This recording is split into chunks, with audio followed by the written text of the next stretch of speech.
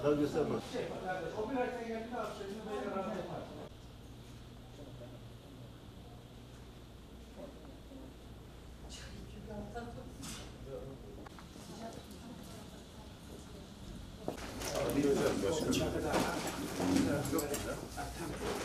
Yakında gidince Cavit Bey Başkanım Hakkı'nın de 500 ayakkabı gönderecek.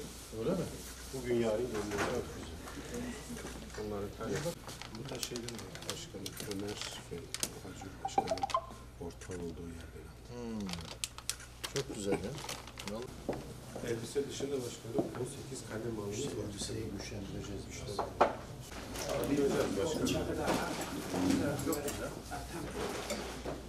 Ramazan ayımızın Malatya'mıza, ülkemize ve tüm İslam alemine hayırlar, barış ve kardeşlik getirmesini diliyorum.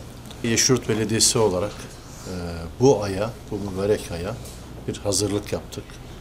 Bizim hayır çarşımız, Yeşilyurt Belediye'mizin hizmet binasının arka tarafında eskiden beri hizmet yürütmekte olan hayır çarşımızın tüm ürünlerini arttırdık, güçlendirdik.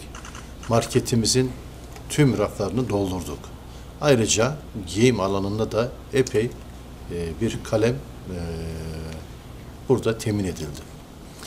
Daha önce Yeşilyurt Belediyesi hayır çarşısına gelenlere koli şeklinde bir yardım, gıda kolisi vermekteydi. Ama artık yapılan çalışmalar sonucunda Yeşilyurt Kart diye bir kartımız var. Belediyemizin verdiği 1100 ihtiyaç sahibi ailemize bu kartları veriyoruz. Tabii ki bu aileler ihtiyaç sahibi olup olmadıkları Aile ve Sosyal Hizmetler Müdürlüğü'nün veri tabanından sağlanan bilgiyle belirleniyor.